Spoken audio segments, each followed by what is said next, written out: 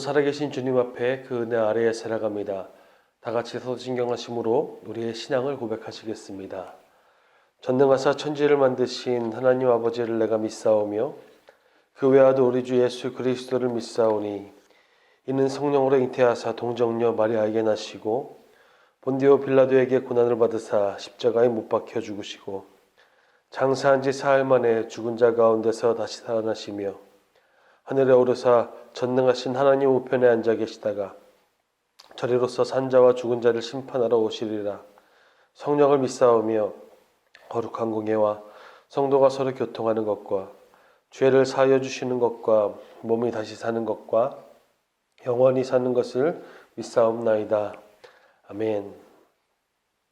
찬송가 303장입니다. 찬송가 303장입니다. 찬송가 303장 날 위하여 십자가에 함께 찬양하시겠습니다.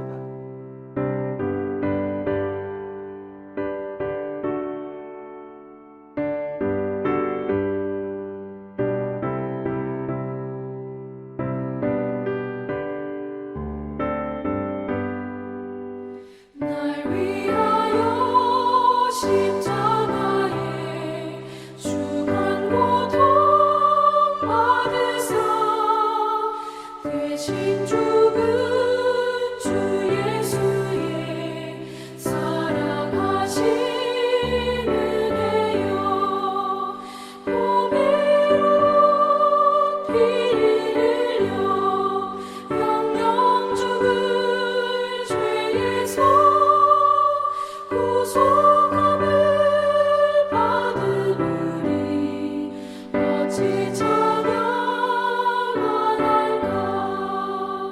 예수 안에 있는 우리 한량없이 즐겁고 주 성령의 위로함이 마음속에 차도다.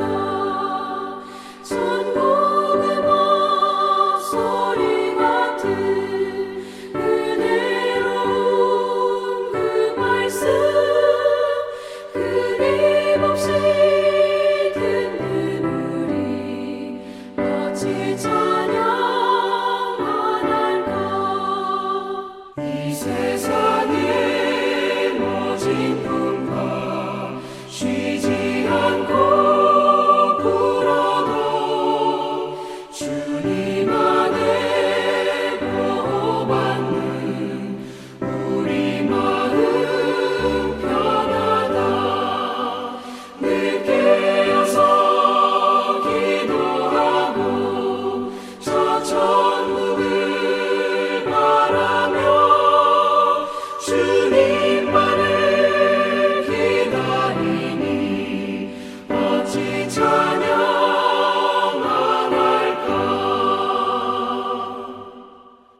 아멘. 오늘 함께 나누실 하나님 말씀은 요한복음 20장 11절에서 18절까지 말씀입니다. 요한복음 20장 11절에서 18절까지 말씀입니다. 우리 함께 보겠습니다. 마리아는 무덤 밖에 서서 울고 있더니 울면서 구부려 무덤 안을 들여다보니 흰옷 입은 두 천사가 예수의 시체 누웠던 곳에 하나는 머리편에 하나는 발편에 앉았더라. 천사들이 이르되 여자여 어찌하여 우느냐. 이르되 사람들이 내 주님을 옮겨다가 어디 두었는지 내가 알지 못함이니이다. 이 말을 하고 뒤로 돌이켜 예수께서 서 계신 것을 보았으나 예수이신 줄은 알지 못하더라. 예수께서 이르시되 여자여 어찌하여 울며 누구를 찾느냐 하시니 마리아는 그가 동산지기인 줄 알고 이르되 주여 당신이 옮겼거든 어디 두었는지 내게 이르소서. 그리하면 내가 가져가리이다. 예수께서 마리아야 하시거늘 마리아가 돌이켜 히브리 말로 라보니 하니 이는 선생님이라 하는 말이라. 예수께서 이르시되 나를 붙들지 말라. 내가 아직 아버지께로 올라가지 아니하였노라. 너는 내 형제들에게 가서 이르되 내가 내 아버지 곧 너희 아버지 내 하나님 곧 너희 하나님께로 올라간다 하라 하시니 막달라 마리아가 가서 제자들에게 내가 주를 보았다고 또 주께서 자기에게 이렇게 말씀하셨다 이르니라. 아멘. 연약함은 무엇입니까? 연약함이라는 것은 무르고 약하다는 사전적인 의미가 있습니다. 그런데 여러분, 오늘 제가 여러분에게 당부하고 싶은 것은 더 연약해지라는 말입니다. 죄송한 말씀이지만 더 연약해지시길 바랍니다. 몸이 연약하라는 말이 아닙니다. 하나님 앞에서 체면 차리지 말자는 이야기입니다. 하나님 앞에서는 누구의 죄도 숨길 수 없고 그 어떤 어둠도 머물 수 없습니다. 다만 우리를 사랑으로 이끄시는 그분의 사랑에 의지할 뿐입니다. 오늘 조금 더 연약해지시길 바랍니다. 내가 가장 연약할 그때 하나님이 우리의 소망 되십니다. 하나님께서 여러분을 붙드시기를 소망합니다. 오늘 본문의 문제는 예수님이 죽었다는 것입니다. 이런 상황에 제자들은 모두 피신했고 오로지 여인들, 오늘 등장하는 막달라 마리아만 그 죽음에 안타까워하고 슬퍼하며 무덤을 찾았습니다. 정말로 안타깝다는 것은 아무도 그 여인들을 제지하지 않았다는 것입니다. 만약에 예수님의 제자들, 남성 제자들이었다면 예수님의 무덤을 찾아오는 것 자체로 끌려갈 판인데 여성들은 그렇지 않았다는 것입니다. 어찌 보면 가장 연약한 사람이었던 여자, 그중 마리아 이야기입니다. 그 시대의 여성들은 많은 것을 박탈당한 채 살았습니다. 그중 대표되는 사례가 여성은 법정에서 증언할 때 그 증언의 효력이 없다는 것이었습니다. 차별과 부조리를 겪어야만 했던 상황입니다. 그래서 여인들은 명망 좋은 가문, 지위가 높은 남자를 만나야 했습니다. 그런 시대였습니다. 오늘 본문에서 이상한 지점이 바로 여기입니다. 이 연약한 사람, 그 여인이 부활의 증인이 되었다는 것입니다. 심지어 첫 번째 증인입니다. 이런 느낌입니다. 이제 막 아동부에 올라오는 어린아이가 해맑은 얼굴로 뛰어오더니 전사님, 제가 알림 카페에서 예수님 보았습니다. 예수님 만나고 왔습니다. 저기 예수님이 계십니다. 라고 한다면 제가 뭐라고 할까요? 어이쿠, 예수님을 만났구나.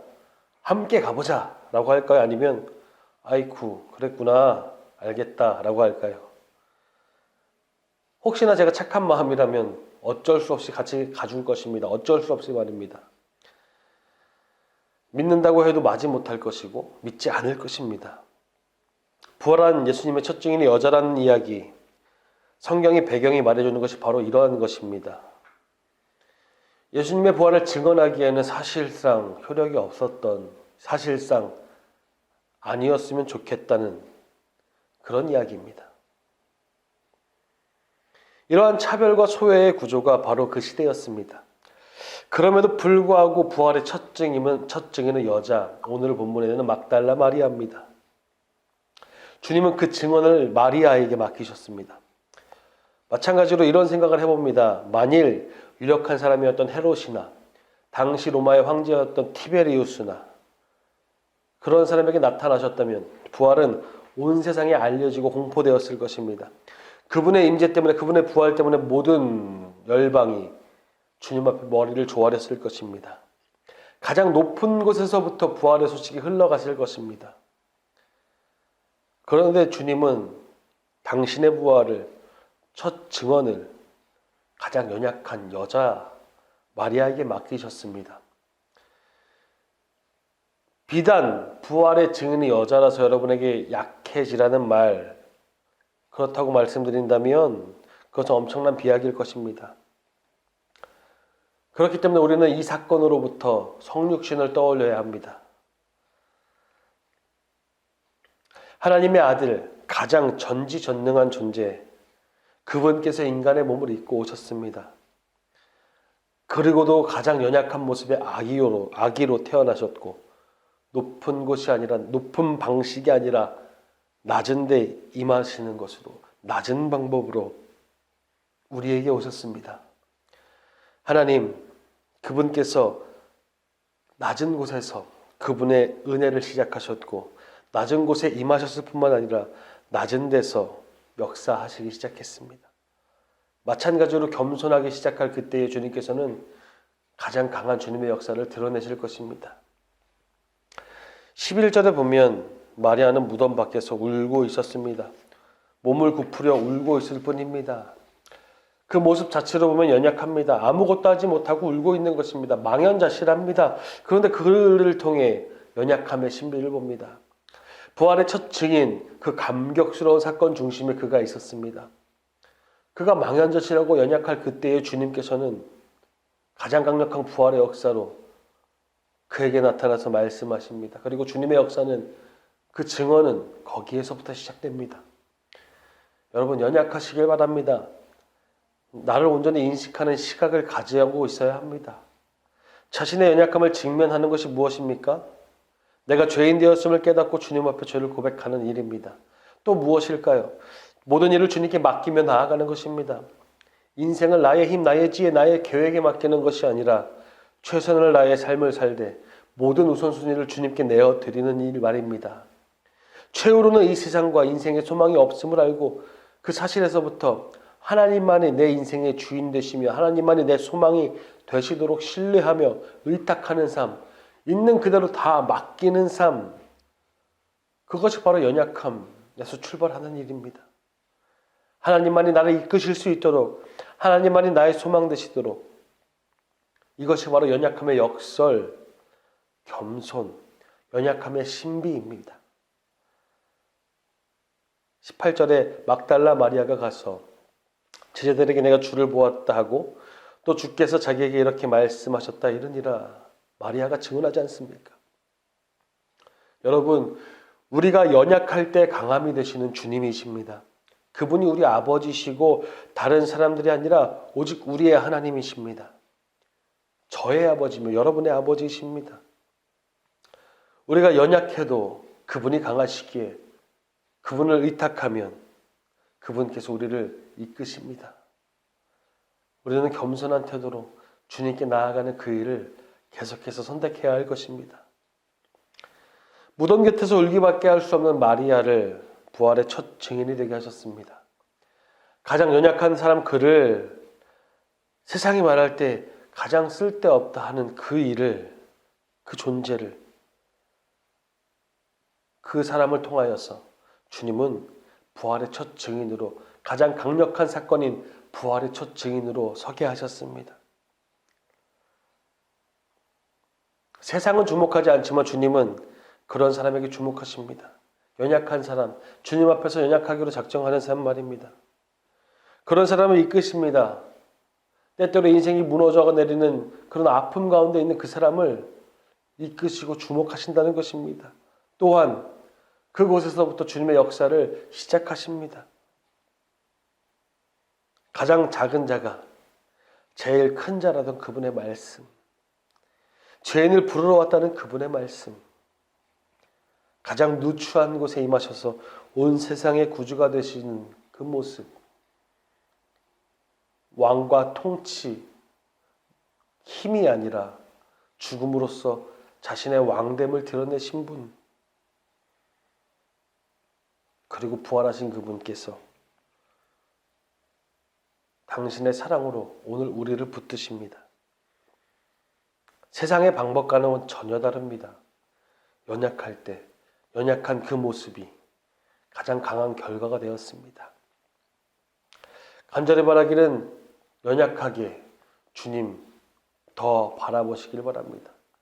육체적인 연약함이 아니라 나의 약함을 인정하며 겸손하게 주님께 머무는 주님의 역사를 경험하는 나의 강함을 의지하고 드러내는 사람이 아니라 연약함을 인정하며 연약하기에 주님을 붙들 수밖에 없는 자들로 그런 믿음으로 전부 주님을 바라보는 삶으로 나아가시기를 간절히 축복합니다. 기도하겠습니다. 주님, 우리가 약할 때에 강함 되신다는 그 말씀을 의지하며 오늘 마리아를 봅니다. 세상에서 볼 때 누구보다 연약했던 사람이 가장 강력한 부활의 증인이 된 그 사건을 보며 우리의 연약함을 주목하시는 주님께 다시 한번 나아갑니다.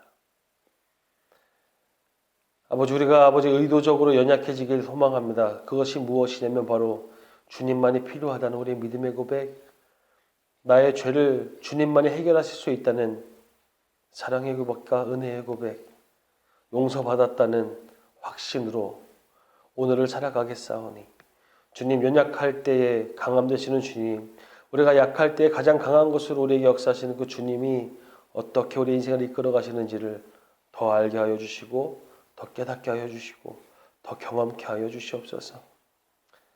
온전히 주님을 바라보겠사오니 의탁하겠사오니 강한 자는 삶이 아니라 주님께로도 겸손하게 머무는 삶 될 수 있도록 아버지 도와주시옵소서. 예수 그리스도의 이름으로 기도드렸습니다.